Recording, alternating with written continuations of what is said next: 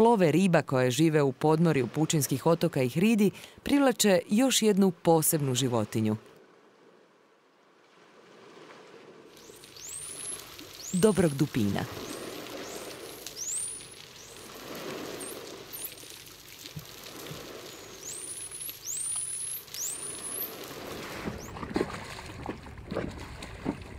Dobri dupini danas su jedini morski sisavci koji žive u cijelom Jadranu. Inteligentni i oportunistični, prilagodili su se raznim uvjetima okoliša, a najčešće borave uz obalu i u kanalima. No susrećemo ih i u blizini pučinskih otoka.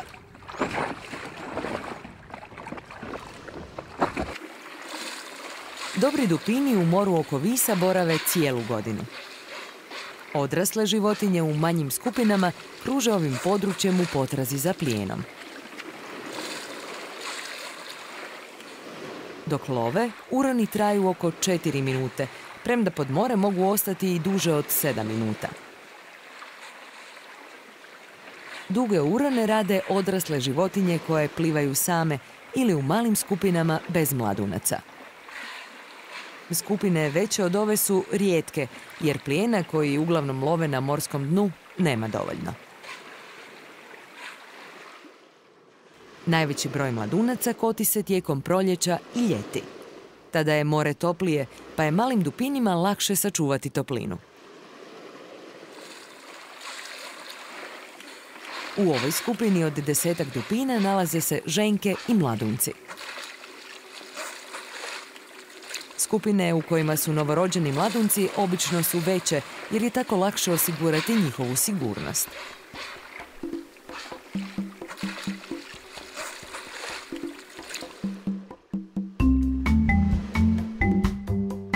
Znatiželja i igra karakteristike su dobrih dupina po kojima ih svi znamo. Kroz igru mladunci uče, a surfanje u pramčanom valu neodoljiv je izazov.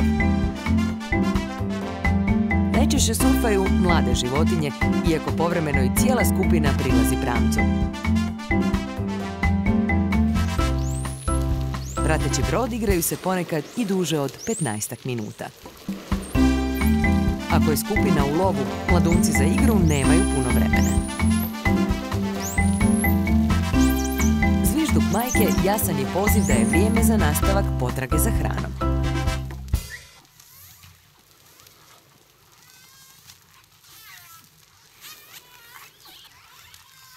Osim za komunikaciju, zvuk je važan i za lov i snalaženje pod morem.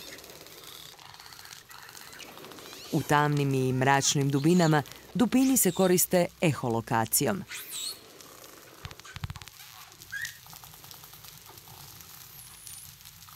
Glasovi koje proizvode odbijaju se od prepreka, te tako stvaraju zvučnu sliku prostora. Sličnim sustavom za snalaženje koriste se i šišmiši.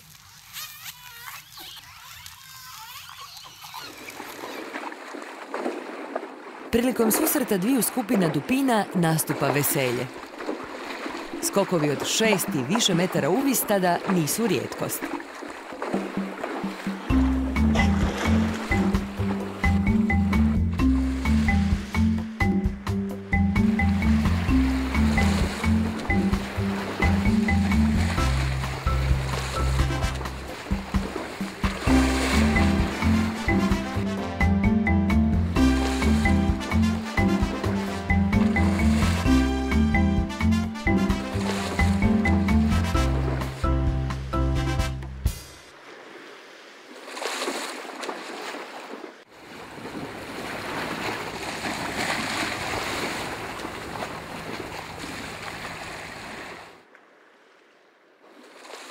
Međutim, prilikom susreta dupini ne izražavaju uvijek samo zadovoljstvo.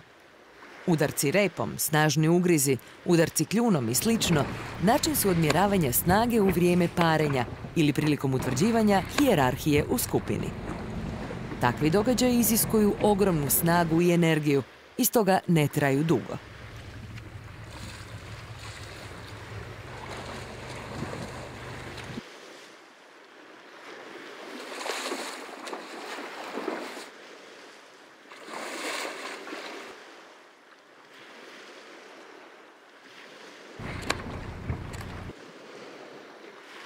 Kao posljedica, na koži i perajama dupina ostaju rane, ogrebotine, ožiljci i zarezi. Zato je svaka leđna peraja kod dobrih dupina drugačija, a uzorci koji na njima nastaju mogu se usporediti s otiskom prsta kod ljudi. Pratimo li dobre dupine u nekom području na osnovi izgleda leđne peraje, možemo prepoznati gotovo svaku pojedinu jedinku.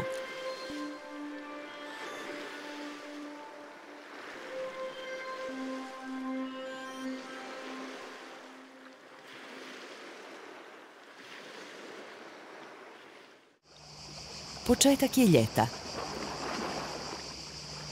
Fitoplankton je u površinskom sloju mora potrošio sve hranjive tvari i prestao s razmnožavanjem. Bez hrane i količina zooplanktona počinje se smanjivati. Zbog toga i more mijenja svoju boju. Postaje modro i prozirno poput zraka. Ali ne zadugo. Nadolazeće zimske oluje i morske struje ponovno će izmiješati slojeve, donijeti nove hranjive tvari i tako pripremiti more za novu proljetnu eksploziju života u otvorenom moru.